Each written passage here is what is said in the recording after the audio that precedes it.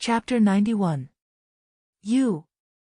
The moment Penelope saw Charlie injured, her face changed slightly, her face filled with anger. She lifted her skirt and stepped on the frame of the car. Then she seemed to remember something, her face distorted. She tried to hold back her anger and sneered.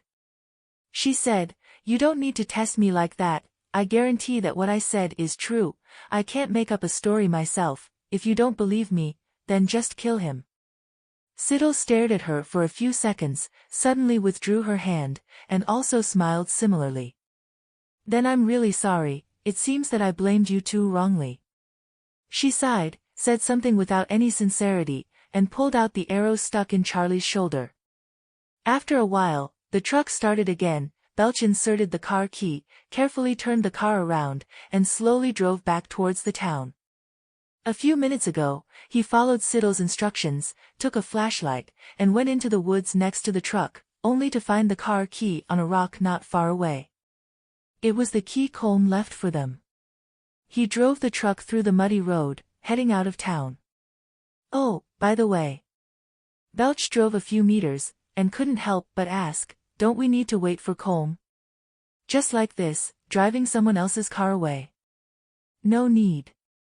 Siddle noticed Charlie and his wife who were tied together and absent-mindedly replied, "He left the key for us."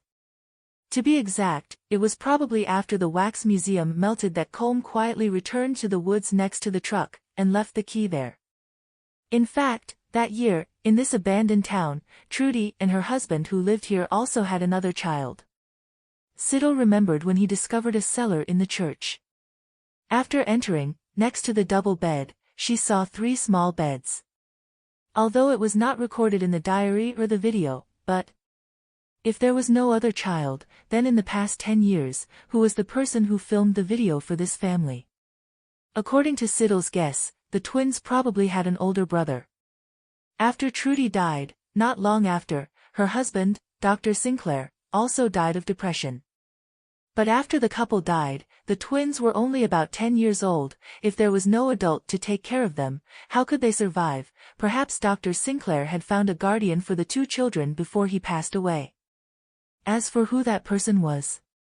The truck swayed away. Siddle looked behind the truck. The town was getting farther and farther away from her sight. It seemed that in the moment when the light passed through the dark forest, she saw the silhouette of a man. The man seemed to be waving at her, smiling, revealing his sparse teeth. Siddle calmly lowered her gaze. The policeman John was lying at her feet. It seemed that John had just fainted. His breathing was still stable. Siddle didn't need to pay too much attention to him, only occasionally glanced at the tied-up Charlie and his wife. Their room was playing tricks. A skinny boy staggered into the hotel. The hotel door was opened wide by the child. He didn't even bother to close it.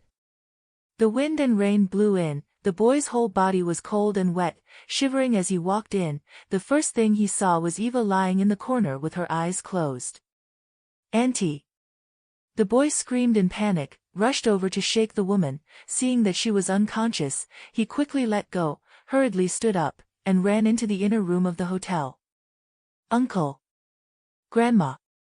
The boy's shrill scream of fear came from the room. He saw the floor covered in blood and the corpses lying there. He shook one corpse after another. No one responded. In the empty hotel, only the child's childish cries echoed, and it seemed that there was still a faint cry. The boy stayed in the room for a while, then came out, standing in the hotel lobby in a daze, staring blankly at Eva, the only one still alive, his lips starting to tremble from the cold. "Hey!" The boy stood in the hotel in a daze, suddenly hearing a very small voice calling out. He stiffly turned his head, seeing a person coming in from the storm outside the door. The blonde girl in a black raincoat looked at the boy, her steps paused slightly, then walked over. Siddle lowered her head, silently looking at the skinny boy, who seemed to be still trembling timidly, only his eyes were surprisingly large. She reached out to stroke the boy's wet head, and asked in a low voice, "Do you want to go with me?" The child was stunned, his eyes widened and asked, "Where are we going?" "Home." "Wea." Siddle stood up straight, looking in from the outside. Through the crack in the door he could only see a dim light inside. The road was finally cleared. As soon as they heard the news, Charlie and Penelope took advantage of the time when the police had not arrived at the scene to quickly get into the newly repaired car with the unidentified female body in the trunk and drive to their wedding venue. The old house used for hunting and sacrificial ceremonies. For Charlie, killing someone might be a bit difficult, because he still had to carefully hide the evidence. But stealing just one piece of evidence. Even if the police found out, with the power of his family, he could completely handle it. Therefore, at this moment, not only was he not afraid at all, but he was extremely excited. Charlie not only did not feel nervous, but was also a little excited. At the wax museum in town, before leaving, Siddle did not forget to tell Belch to find another belt at Vincent's house. After Charlie finished repairing the car, he stuffed the female corpse into the trunk and drove through the flooded road full of dirt and rocks. When he heard the road workers stop him, he not only did not stop but also fiercely stepped on the gas and rushed across the road. It was not until he drove into the brightly lit city that he found a place without cameras and stopped the car. The couple quickly carried the female corpse in the plastic bag to the passenger seat, put on her wedding dress and dyed her hair. Charlie tore off the plastic film and saw the pale skin of the corpse. He remembered when he was in the hotel, 2 flies crawled out of the corpse's nostrils and felt nauseous, even the hair dyeing action automatically became faster. He hoped that when he dealt with this female corpse, nothing horrible would fly out. After letting his wife hide in the city as originally planned, Charlie nodded in satisfaction, and excitedly brought the dressed and made-up female corpse back to his old home. Today, the backward feudal tradition in his family would be broken by his own hands. In the future, no one in the family would have to sacrifice themselves for such a ridiculous game. Thinking about his plan, Charlie deeply felt that he was shouldering a great responsibility. Although he was not a good person, he still felt a sense of noble mission deep in his heart, as if he was doing a good deed for the country and his family. Everything was going very smoothly. It seemed that the heavens were helping him. Charlie looked at the female corpse lying on the cold iron platform with a face full of flesh and blood, and when he raised the knife, his heart was filled with joy. Look, he would end all these backward customs.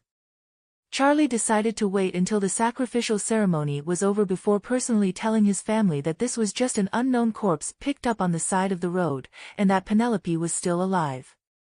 He held the knife tightly, took a deep breath, suppressed his excitement, and chopped down hard. Clank, the knife cut into the female corpse's throat. Clank, all the lights in the living room suddenly shattered. The smell of blood slowly spread, extremely fresh. Fresh blood spurted out from the wound, splashing straight onto Charlie's face. His hands trembled, and the knife fell to the floor with a clack. Charlie took 2 shabby steps back, touched the blood on his face, and suddenly remembered something. Only living people could have such a large amount of blood, but this female corpse had clearly died long ago. He moved his lips in panic, hearing the shrill screams and complaints from his clansmen. Damn, who is in charge of checking the electrical lines today? Where is the butler? Call me and tell me he's fired. Oh my God, why did something so unlucky happen during the sacrifice? Hurry up and get the candles, the ceremony isn't over yet. Amidst the chaotic cries of the crowd, Charlie, who was standing closest to the female corpse, suddenly heard a very small but hair-raising sound. Clank, clank. Charlie swallowed his saliva, and instantly felt a sharp pain in his head. A very small sound came from the iron bed used for the sacrifice, and in the darkness, nothing could be seen, adding a bit of a creepy feeling. Charlie's legs trembled slightly, and he gritted his teeth and shouted, "Everyone be quiet." While shouting, he took out his phone in a panic and turned on the lights. There was a light source in the room, and immediately, everyone in the living room was stunned on the spot. They were both shocked and terrified at the scene before them. Oh my God! Someone unconsciously muttered a sentence. In the living room filled with the smell of fresh blood, the female corpse was lying on the iron bed. Her white body, from her chin down to her chest, was as if slashed open by an invisible blade, the pale skin peeled off like snake skin, revealing the bright red flesh inside. Blood dripped from the iron bed onto the floor. The scene was terrifying. For a moment, no one dared to approach. From the skin on the female corpse's chest, it was as if it had been gently slashed open. At a glance, on that dark red human skin, there were countless religious patterns that looked like black three-pointed stars. Could it be that someone had slashed the corpse's skin and drawn these patterns beforehand? This is... Someone spoke tremblingly. The people in the room turned to look at each other. Why does it look so familiar? But before they could think clearly, an incident suddenly occurred. Help! Charlie convulsed, grimacing and holding his neck, dropping the phone to the ground. He painfully reached out for help, but couldn't form a complete sentence. Pfft! Like the sound of a balloon bursting, fresh blood spurted SSS from the fingers covering his neck. Ah. The man's voice was hoarse. He knelt on the ground, his white shirt also stained with blood. SSSS. The sound continued, this time like the sound of cloth being torn. With the naked eye, one could see that his clothes were soaked in blood, as if an invisible hand was twisting his skin, tearing the living man's human skin off his body. A thin layer of skin peeled off his body. Ugh!